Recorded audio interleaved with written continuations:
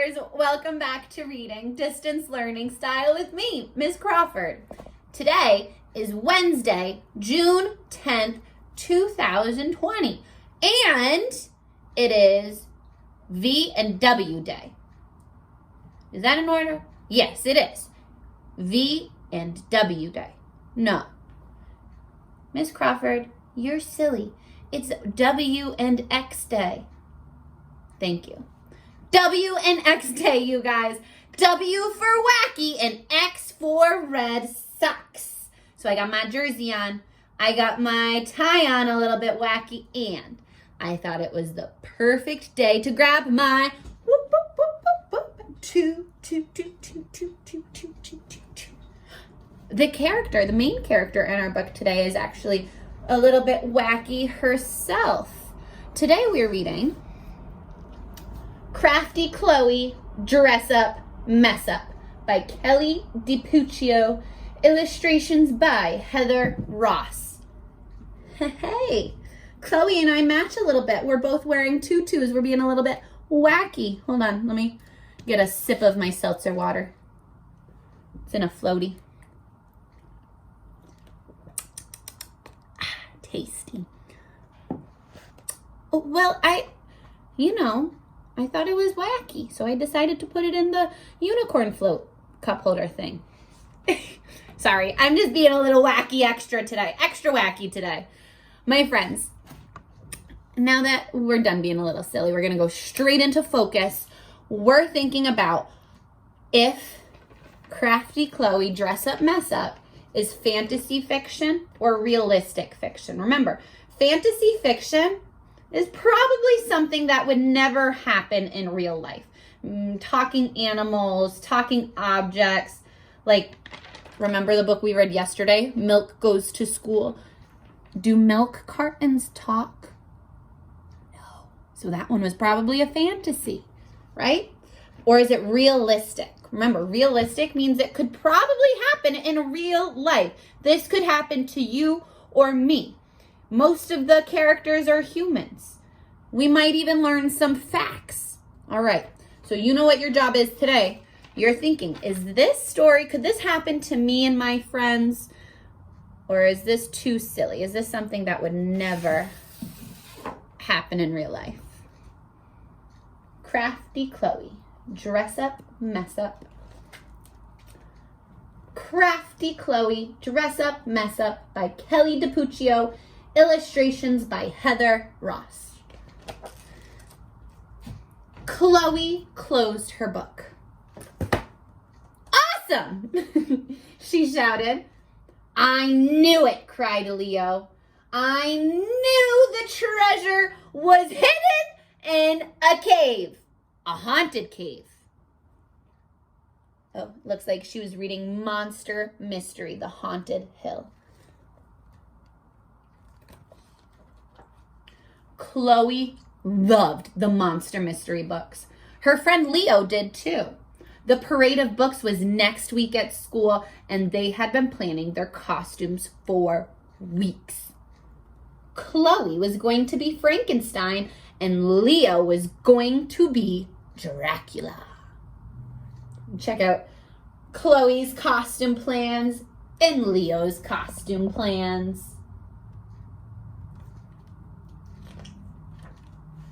And Cleo's baby brother, pictured here, and here, and here. Don't do that, baby brother. Was going to be in very big trouble if he didn't stay out of Chloe's stuff. Chloe groaned, "This little monster is not invited to our next book club meeting," she told Leo.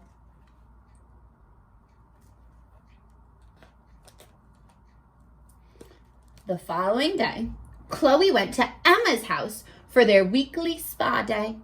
Emma painted her toenails. Chloe painted posters for the parade. Remember, it's the parade of books. They're going as their favorite scary characters. "We should be Fairy Club fairies!" Emma squealed, looking at the poster. "I'll be Twinkle and you can be Shimmer." Emma's eyes were shiny and happy like two round sequins. Chloe bit down on the end of her paintbrush, not sure what to say. Well, why would Chloe be unsure of what to say to her friend Emma, who wants to go as Twinkle and Shimmer? Oh, that's right. She's going with Leo as the scary monsters. I wonder what she's going to say to her friend Emma. What's wrong? Emma asked. I thought you liked Shimmer. I do, but what? Well, I was thinking. Chloe paused and then dabbed a blob of green paint on her nose. I was thinking it might be fun to be Frankenstein this year. You're going to be a monster? Emma's oatmeal mask cracked.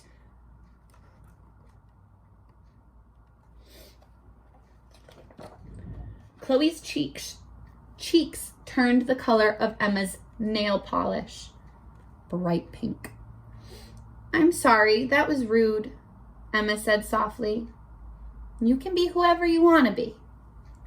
Oh, what a nice friend, Emma. Now Emma's eyes were shiny and sad like two brown buttons. Chloe sighed. But Shimmer might be kind of fun too. Oh, thank goodness, Emma said cheerfully, placing a crown of flowers on Chloe's head. You had me worried. The Fairy Club books are the best. This is going to be so perfect. Chloe forced a smile. Yep, she said with a nod. Perfect. What is she going to tell Leo now? That afternoon, Chloe admired her Frankenstein jacket. It had taken her weeks to sew the patches on. Why didn't she just tell Emma the truth? Chloe spent the next 2 hours making fairy wings. The first pair were too floppy. The second, too fluffy. But the third pair were just right. In fact, they were the most magical fairy wings Chloe had ever made in her whole entire life. Maybe this would be fun after all. Now, let's just pause and think. Let's just think so far in this book about whether it seems to be fantasy or realistic. Think about the characters. Are they mostly human, or are they talking creatures, talking animals? Are these things that are happening in the story things that could happen in real life? Is a book parade something that we might do at school? Would we do something where we make costumes? Maybe. Or does it seem like something completely out of the ordinary? This would never happen. I want you to be thinking about that right now. Bert barked. Bert must be the dog. Leo! Chloe had forgotten all about Leo. What would she tell him? Maybe she could convince Leo to be the fairy king. Bert made a face. You're right, Chloe agreed. That will never happen. Yeah, does Leo look like a happy fairy king? Guess not. Chloe tried to picture Emma dressed as a monster. Never in a million years, she whispered sadly. Does Emma look like she'd enjoy being a monster? Mm-mm. The next morning, Chloe sprang out of bed. Problem solved, she announced to Sock Monkey. I'm not going to be a monster or a fairy. Sock Monkey listened closely to this breaking news. I'm going to be a completely different character. Chloe explained that way. I don't have to choose between Leo and Emma. Well, why doesn't she want to choose between Leo and Emma? Yeah, she doesn't want to hurt their feelings. She doesn't want to make them think that she doesn't want to be friends with Emma because she's going with Leo. She doesn't want Leo to think that she doesn't want to be friends with him because she's dressing up with Emma. She wants both of them to be happy. She doesn't want to hurt their feelings. So Chloe went through her craft supplies and books. A cowgirl? Maybe. A pirate? Possibly. A porcupine ninja? Maybe not. Problem not solved, she complained. How am I supposed to pick one favorite book? That's like picking one favorite crayon out of a box of 120. It's too much to ask.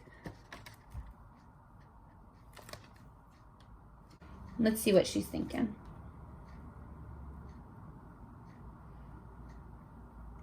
Later that day, Chloe went to the park with her family. Chloe, why are you wearing your winter coat and hat? Her father asked. Chloe looked up at the sky because I'm pretty sure we are going to have a snow day at school tomorrow. Chloe's father choked on his coffee. Chloe's mother lifted her sunglasses to look at the blue sky. Chloe's baby brother put a bucket on his head.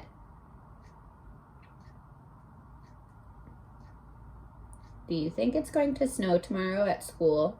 Well, at Chloe's school. No. Looks like they're going to the beach, right? Okay. And Bert, pictured here, and here, and here, was busy trying to get the ice cream man's attention. Chloe, it's 75 degrees outside, her father pointed out. Well, I, for one, hope school isn't canceled, her mother announced. The parade of books is tomorrow. Isn't that one of your most favorite days, Chloe? Chloe shrugged. I like snow days better. Grandma would be disappointed, Chloe's mother said. She looks forward to going to the parade and seeing your costume every year. Chloe began to sweat. There was no snow and no costume, but there was no way she was going to disappoint Grandma, too. There was no way she was going to disappoint Grandma, too. Chloe unzipped her coat and sat down to think.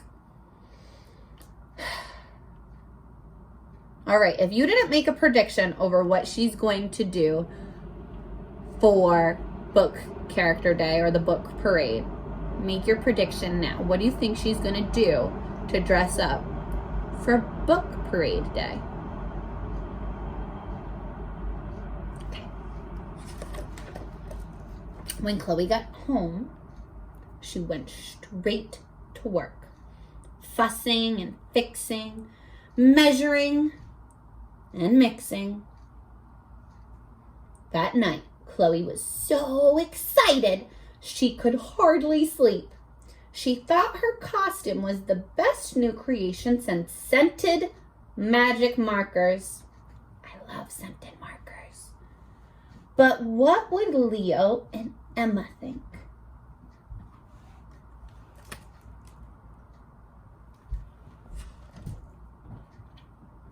On Monday morning, the parade of books began after the first bell. The halls were packed with pirates and princesses, wizards and witches. Leo looked frightfully scary. Remember, he was Dracula. Emma looked delightfully airy. Remember, she was a fairy. Fairy. Forgot how to speak. And Chloe